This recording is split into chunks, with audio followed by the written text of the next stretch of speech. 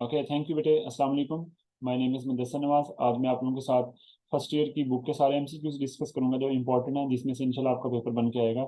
ये जो important MCQs हैं, इससे आप एग्रीकल्चर यूनिवर्सिटी का टेस्ट भी दे सकते हैं और इससे आप पंजाब यूनिवर्सिटी का टेस्ट भी दे सकते हैं।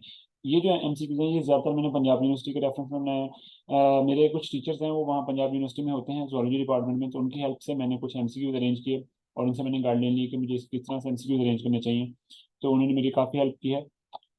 तो इस हवाले से जो है ना वो मैंने आज आपकी क्लास जो है ना वो अरेंज की है। ठीक है। तो इंशाल्लाह जो है इस क्लास के बाद आपको फ़ायदा होगा। बाकी जो है वो अल्लाह ताला के हाथ में होता है, इंसान को अपनी मेहनत ज़रूर करनी चाहिए। तो मैं आपके सामने जो है वो स्क्रीन शेयर कर रहा हूँ। अब आपने मुझे बताते रहना है कि आपको स्क्रीन नज़र आ रही है। तो मैं सबसे पहले जो है ना वो डिस्कस करूँगा एमसीक्यूज। अब ये कुछ एमसीक्यूज आपके सामने हैं, इनके आंसर आपने बताते जाने हैं। जैसे आप देखें, which of the following differentiate living things from the non living. इनमें से कौन सा जो लिविंग और नॉन लिविंग के दरमियान डिफरेंस करता है? They live in the same ecosystem. क्या दोनों सेम इकोसिस्टम में रहते हैं? ये तो डिफरेंस ना हुआ। They are highly organised and complex made up of one और more cell and contain genetic material. Yes, this is the correct answer. लेकिन हम सारे ऑप्शन पढ़ेंगे, तो आपने पेपर में भी यही फार्मूला लगाना है। तो जब तक आप सारे ऑप्शन नहीं पढ़ लेते तब तक आपने आंसर नहीं लगाना, बेशक आपको आंसर आते क्यों ना हो। क्योंकि हो सकता है कि लास्ट पे ऑप्शन जाके बना दियो। They are acted upon by the same environment. क्या उन दोनों पे सेम एनवायरनमेंट होता है? इससे डिफरेंस तो नहीं होता है, इससे तो सिमिलरिटी होती है। तो ये जो अल्फा है और जो चार्ली है, इन दोनों की तो सिमिलरिटी पैदा हो रही है। तो इसका सही आंसर क्या हुआ? बीटा। डेल्टा बहुत हेवी भी नहीं हो सकता। Study of fossil is called as. Fossil को स्टडी किया जाता है किसमें? एनवायरमेंटल बायोलॉजी में, पैलेंटोलॉजी में, हिस्टोरिकल बायोलॉजी में, या सोशल बायोलॉजी में? एनवायरमेंट में जस्ट हम लिविंग और नॉन लिविंग का इंटरेक्शन स्टडी करते हैं। पैलेंटोलॉजी में हम फॉसल को स्टडी करते हैं, क्योंकि पैलियो कहते हैं किसे? फॉसल्स को, एंशियंट को। ठीक है। सोशल बायोलॉजी में सोशल लाइफ को स्टडी करते हैं। Experiment on DNA molecule in the chromosome of knowing the basis of inherited disease are conducted by. तो जो देखे ना, आपने एक्सपेरिमेंट करना है डीएनए मॉलिक्यूल के ऊपर। ठीक है, वो क्रोमोसोम के अंदर है, और ये देखना है कि इससे जो डिजीज इनहेरिट होती है। तो ये आप किस में स्टडी करेंगे? मॉलिक्यूलर बायोलॉजी में, फ्रेश वाटर बायोलॉजी में, माइक्रोबायोलॉजिस्ट के तौर पे आप स्टडी करेंगे, या सोशल बायोलॉजिस्ट के तौर पे स्टडी करेंगे? तो ये मॉलिक्यूलर बायोलॉजिस्ट जो होते हैं ना, वो इसको स्टडी करेंगे, क्योंकि डीएनए एक मॉलिक्यूल है। तो यहाँ देखा जाएगा कि मॉलिक्यूल किस तरह से इनहेरिट होता है, तो मॉलिक्यूल में क्या प्रॉब्लम आया, तो ये मॉलिक्यूलर बायोलॉजिस्ट इसको स्टडी करेंगे।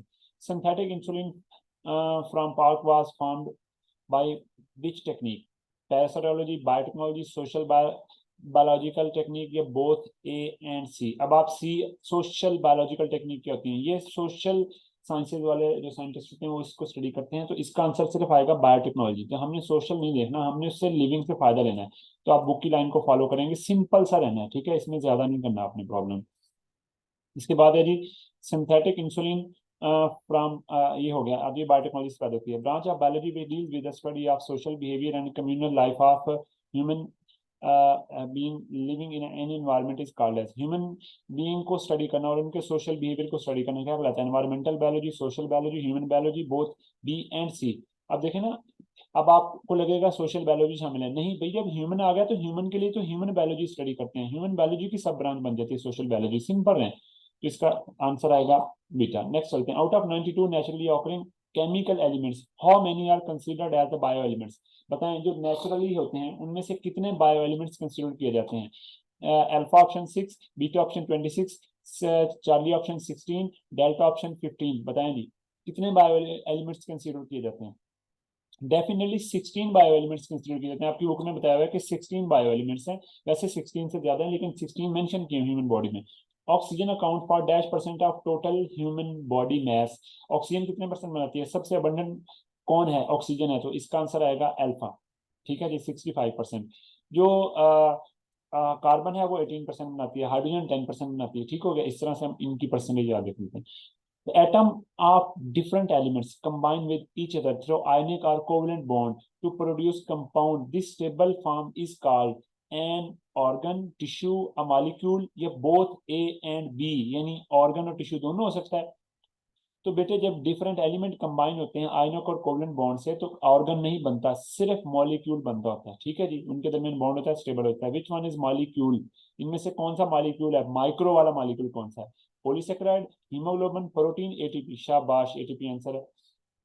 Structure formed by the group of similar cells organized into loose sheets or bundles performing similar function is called as an organ, tissue, organism, या cell? तो जो सिमिलर सेल से structure बनता है जिसमें cell loose form में arrange होते हैं, ठीक है ना, तो that is called as tissue. Tissue is a group of cell. An animals coordinating in achieved in animal coordination is achieved by the means of respiratory system, endocrine system, nervous system या both में. Animals जो है ना higher हैं, इनमें nervous system पाया जाता है, तो नर्वस सिस्टम से कोऑर्डिनेशन होती है. एंडोक्राइन सिस्टम है जिसमें हार्मोन पैदा होते हैं, तो हार्मोन से भी होती है. इसका मतलब बोथ बी एंड सी, ये सही आंसर है. इसकी वजह अगर आप प्लांट्स को कंपेयर करेंगे तो प्लांट में नर्वस सिस्टम नहीं होता, तो उनमें तो सिर्फ क्या होता है जी, उनमें सिर्फ हार्मोन्स पैदा होते हैं. एंडोक्राइन सिस्टम में होता है जैसे हार्मोन्स होते हैं.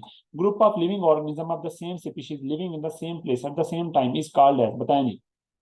एक ही ऑर्गेनिज्म के ग्रुप एक ही जगह पर रह रहे हो, ठीक है, और सेम स्पीशीज से हो, उसे पॉपुलेशन कहते हैं. ठीक है, चार्ली ऑप्शन आएगा. अगर डिफरेंट स्पीशीज से हो उसे क्या कहते हैं जी, that is called as community. ठीक हो गया. और इकोसिस्टम में लिविंग और नॉन लिविंग दोनों आते हैं.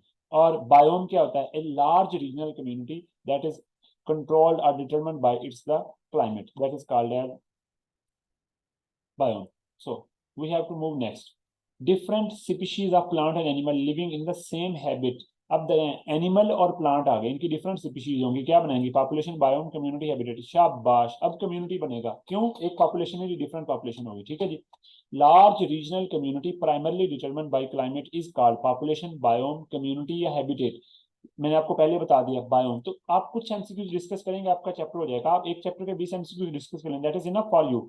Concept that various organisms dominated this planet during the various geological time period and thus placing organism into a time sequence came from the study by environmental biology, marine biology, paleontologist या social biologist. उसने कहा है कि अब अगर आप देखें कि जमीन पर जानदार कैसे मौजूद में आए और उनकी एक तरतीब पता लगानी हो, तो इसके लिए आपको उनके जो जानदार खत्म हो गए जो दुनिया में है ही नहीं, तो आपको उनके किसका पता करना पड़ेगा, फॉसल का. और फॉसल को कौन स्टडी करते हैं, पैलेंटोलॉजिस्ट. तो इसका आंसर क्या आएगा, Charlie. It is possible to date rock by comparing the amount of specific radioactive isotopes they contain. Which of the statement is correct in this respect? उसने कहा रॉक के अंदर अमाउंट ऑफ आइसोटोप्स होती है, हमें कैसे पता चलेगा इनमें से कौन सा ओल्डर है कौन सा फ्रेशर है. Older sediments layer have equal amount of those radioactive isotopes as that of young one. Older और यंग मन में आइसोटोप सेम नहीं होते. जो ओल्डर होता है उसमें लेस होते हैं और यंगर में क्या होते हैं, ज्यादा होते हैं. Older sediment layer have greater amount of these radioactive isotopes as that of young ones. ये बात सही लग रही है. यंग की निस्बत ओल्डर में ज्यादा होते हैं, नहीं भाई, ओल्डर में कम होते हैं और यंग में ज्यादा होते हैं. Older sediment have less amount of these radioactive isotopes, या ये आंसर सही लग रहा है. डेल्टा पढ़ लेते हैं. Older sediments layer did not have, होते हैं लेकिन कम होते हैं. ठीक है, तो इसके लिए सूटेबल आंसर क्या होगा, Charlie. Simple is that. Unbroken series of species ranging from ancestor to descendant sequence with each related species having evolved from one immediately preceded it is called as biome, community, phyletic lineage, population. That is called as phyletic lineage. ये text book की proper definition बन गई. ठीक है जी. बच्चे ये अच्छी बात है, आप साथ साथ जो है ना वो आंसर को ना जो है ना वो कमेंट में मेंशन करें. ये बहुत ही अच्छी बात है, बहुत ही ज्यादा अच्छी बात है. इससे आपके आपकी तैयारी का पता चलेगा और आपको ये पता चलेगा कि आप कितना कॉन्फिडेंस रखते हैं. ठीक है जी, very good, excellent. Please next. इसके बाद आते हैं जी an unbroken series of species arranged in ancestor. ये हो गया. Biologically, science have a set methodology and it is based on experimental inquiry, philosophical ideas, aesthetic preference या imagination. That depend on experimental inquiry. कोई भी method है और वो method basically base करता है किस पे, एक्सपेरिमेंटेशन पे. ठीक है जी.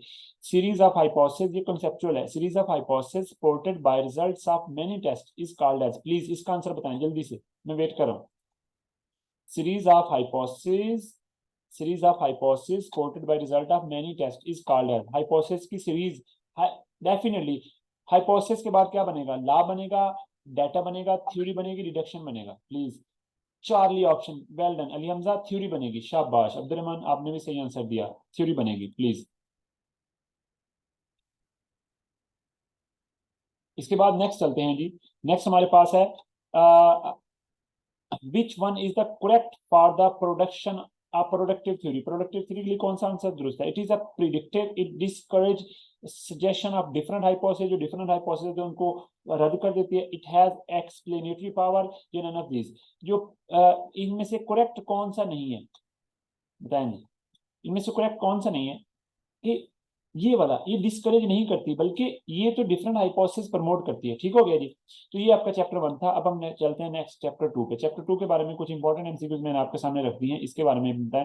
Most of the monosaccharide form a ring structure when in acid solution, base या स्टमक। अब मोनोसेक्राइड है, ये रिंग स्ट्रक्चर बनाते हैं स्टेबल होने के लिए। किस में बनाएंगे? सोल्यूशन में। शाबाश। Amount of heat absorb by liquid when it change into gas is called as heat capacity, specific heat, heat of vaporisation या अब्सॉर्ब हीट। अब आपने देखना है कोई भी लिक्विड जब चेंज होता है वेपर में या गैस में, तो उस दौरान वो कॉन्सेप्ट इस स्टेटमेंट का की पॉइंट है कि लिक्विड जब चेंज हुआ किस में? गैस में। तो लिक्विड चेंज हो रहा है गैस में, तो उसके लिए कौन सी हीट रिक्वायर होगी? Heat capacity, specific heat, heat of vaporisation, absorb heat. जल्दी बताएं प्लीज, मेंशन करें क्वेश्चन का आंसर। जी, इसका आंसर बीटा आंसर है, अल्फा है, चार्ली है, डेल्टा है। अली हमजा बता रहा है, और बच्चे बताएं। शाबाश, बाकी बच्चे भी कमेंट करें। इसका आंसर क्या है? लिक्विड से वेपर में गैस में चेंज होने के लिए आंसर क्या है? शाबाश बेटे, बीटा ऑप्शन आएगा, heat of vaporisation. Very good. The percentage of water in the bacterial cell is about 15, 18, 50 या 70%? 70%। Haemoglobin is a fibrous protein, coiled protein, globular protein, double coiled protein. वो बच्चे बताएं जिन्होंने अभी तक कोई मैसेज नहीं किया, प्लीज जल्दी बताएं। इसका आंसर बताएं। हीमोग्लोबिन इज अ, हीमोग्लोबिन क्या है? कौन सी प्रोटीन है? हीमोग्लोबिन कौन सी प्रोटीन है? शाबाश, ग्लोबुलर प्रोटीन है हीमोग्लोबिन। ग्लोबुलर प्रोटीन इतनी मशहूर प्रोटीन है, ये ऑक्सीजन को ट्रांसपोर्ट करती है। शाबाश। अब मैं बताता हूँ, lipid include which one feature? Lipid में कौन सा फीचर होता है? ये हेट्रोजीनस है, ये डिफरेंट कंपाउंड से बने। यस। नॉट हाइड्रोफिलिक, ये हाइड्रोफिलिक नहीं है, ये बात भी सही है क्योंकि ये वाटर सॉल्युबल नहीं है। हाइड्रोफोबिक है, ये भी बात सही है। All of these. अब देखा, अगर आप पहले ही पढ़े तो आप पहले पे निशान नहीं लगाएंगे, जब तक आपने सारे एमसीक्यूज नहीं पढ़ने आपने निशान नहीं लगाना। हो सकता है आंसर लास्ट पे हो। ठीक है, तो ऑल ऑफ दिस बिल्कुल सही आंसर है, डेल्टा वाला। Which type of bond is, which type of bond is not formed in maintaining the tertiary structure of protein? ionic bond, disulfide bond, hydrogen bond या hydrophobic interaction? इनमें से कौन सा bond है जो नहीं होता जब टर्शरी स्ट्रक्चर को मेंटेन किया जाता है? Ionic bond, hydrogen bond. Tertiary structure को मेंटेन करने के लिए हाइड्रोफोबिक इंटरेक्शन की जरूरत नहीं होती, ये क्वाटर्नरी को मेंटेन करता है। Compound form by the combination of nitrogenous base and pentose sugar is called, nitrogenous base मिले और पेंटोज शुगर, उसे क्या कहेंगे? R group, amino group, carboxyl group, peptide group. Compound form by the combination of nitrogenous base and a pentose sugar is called, that is the unusual type of options here. Please, I will give you a correct option. तो मैं दो ही option type कर देता हूँ ताकि ये unusual से option दिए हुए हैं यहाँ पे। जब नाइट्रोजनस बेस मिले और पेंटोज शुगर तो क्या बनता है? प्लीज आंसर में मैं आपको ऑप्शन दे रहा हूँ। न्यूक्लियोसाइड,